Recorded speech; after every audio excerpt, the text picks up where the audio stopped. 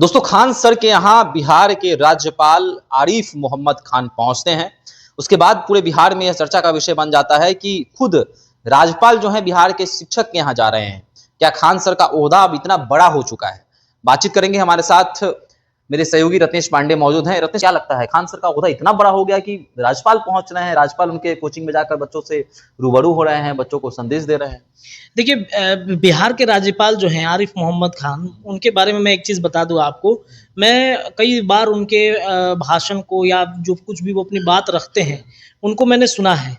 आरिफ मोहम्मद खान को अगर आप सुनिएगा ना, तो मतलब ऐसा नहीं लगेगा कि आप एक राज्यपाल के सामने बैठे हुए हैं। आपको लगेगा कि आप ही के बीच का कोई ऐसा व्यक्ति है जो आपको बहुत सारी बातों को समझा रहा है।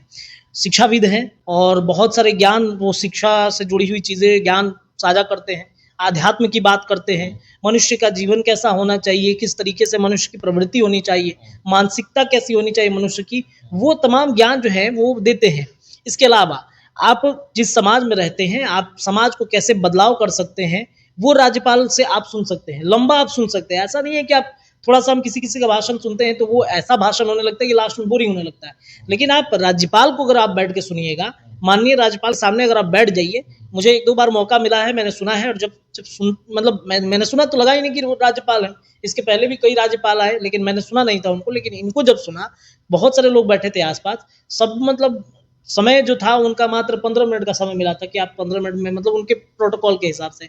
लेकिन वो 15 मिनट से कब आधा घंटा 45 मिनट बीत गया, लोग वैसे ही सुनते रहे। और लोगों से जब उन्होंने फीडबैक लिया तो लोगों ने कहा कि सर आप और बोलते तो ज़्यादा अच्छा रहता, हम लोग आपको सुनना चाहते हैं। तो वहाँ कहा गया कि भाई टाइमिंग कम था, टाइमिंग ज़्यादा हमने बोल दिया है, आगे का ऐसा कोई कार्यक्रम होगा तो हम ज़्यादा से ज़्यादा समय लेकर आएँगे तो बोलेंगे।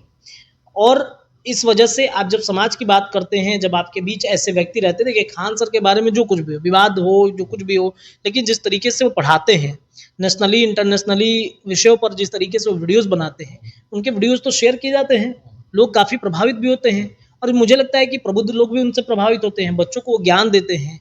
देखिए, अब विवाद हो, कुछ भी हो, लेकिन एक शिक्षक का काम होता है कि बच्चों को उस रास्ते पर दिखाए। हालाँकि वर्तमान समय में ऐसा है नहीं, वर्तमान समय में तो पूरा कॉर्पोरेट बन गया है, शिक्षा जगत जो है पूरा कॉर्पोरेट बना हुआ है।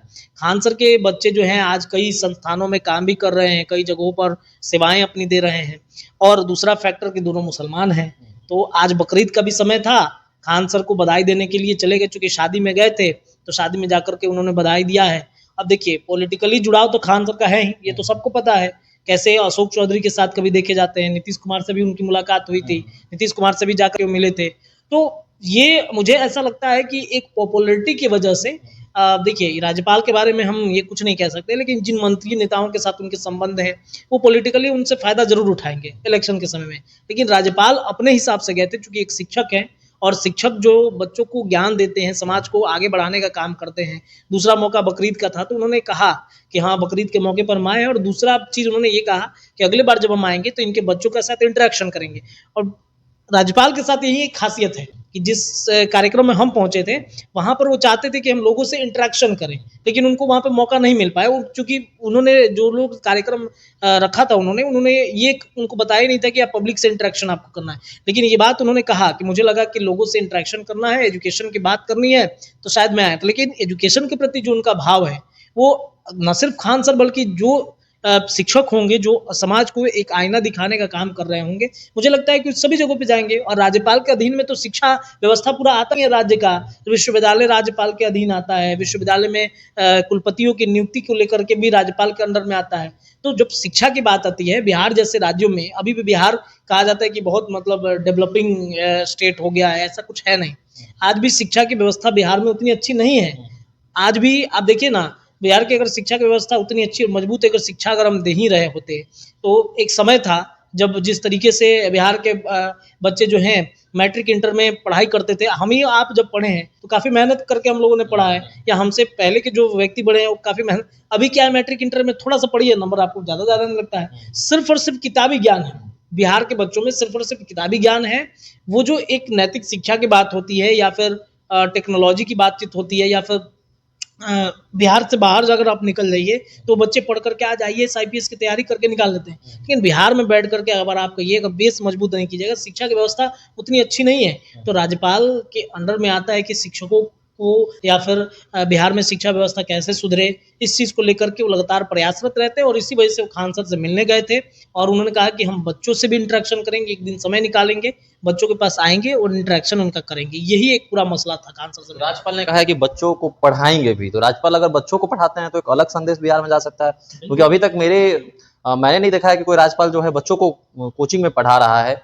और यूनिवर्सिटी के कहा जाता है कि पूरे यूनिवर्सिटी के कुलपति होते हैं राज्यपाल, कुलाधिपति होते हैं, तो कैसे देखें, एक अलग बिल्कुल, मैंने पहले ही कहा कि वो शिक्षा से उनका जुड़ाव है और वो चाहते हैं कि बिहार जैसे राज्य में शिक्षा का जो है मतलब बेस मजबूत हो और इस वजह से अगर बच्चों को पढ़ाएंगे तो सच में एक अलग संदेश जाएगा। मैंने आपसे पहले ही कहा कि जो शिक्षक एक पब्लिक फिगर है, पॉलिटिकल पार्टियां उनको भजाने का काम करेगी। राज्यपाल अगर वहां पर जाएंगे तो एक संदेश जाएगा ना कि बिहार के राज्यपाल ने इस तरीके से किया कि भाई पूरा एकदम माहौल तैयार कर दिया पढ़ाई का, उससे बच्चे प्रभावित होंगे कि राज्यपाल आकर हमें पढ़ा रहा है। अगर राज्यपाल इस तरीके से कर रहा है बिहार में तो आने वाले देखिए ये एक स्ट्रेटजी, पॉलिटिकल स्ट्रेटजी भी आप इसे देख सकते हैं।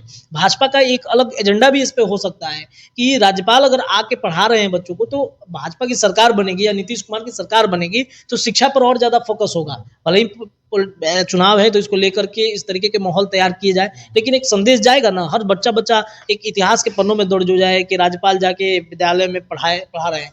इसके पहले तो आप ही ने कहा कि कहीं नहीं देखा, हमने भी नहीं देखा कि कोई राज्यपाल जा रहे हैं। राज्यपाल जाते सिर्फ कार्यक्रम जाकर शिक्षा से जुड़ी बातचीत कहते हैं और करके चले आते हैं, लेकिन ये राज्यपाल जाएंगे, पढ़ाएंगे बच्चों को तो एक अलग संदेश जाएगा और मुझे लगता है कि ये संदेश बिहार के लिए, बिहार के भविष्य के लिए बेहतर होगा। पॉलिटिकल स्टैंडिज्म अगर हम साइड कर दें तो सच में बहुत बहुत शानदार होगा अगर वो जाकर के पढ़ाते हैं। और मुझे लगता है कि राज्यपाल को सच में, अगर राज्यपाल बिहार की शिक्षण व्यवस्था को सुधारना चाहते हैं तो कॉलेजों की पढ़ाई को सुधारे। जेपी यूनिवर्सिटी जैसे जो यूनिवर्सिटी है जहाँ पर आज भी बहुत परेशानियां होती हैं, ग्रेजुएशन पास करने में आपको 5-6 साल लग जाते हैं, वैसे यूनिवर्सिटीज़ को आप लोग को सुधारना होगा। मगध यूनिवर्सिटी को सुधारना होगा।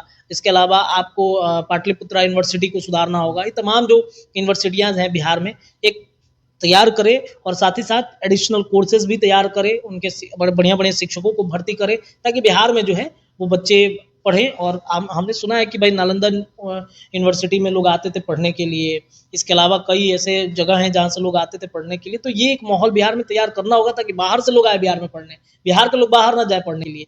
और राज्यपाल ये पहल कर रहे तो शानदार पहल है, ये होनी चाहिए।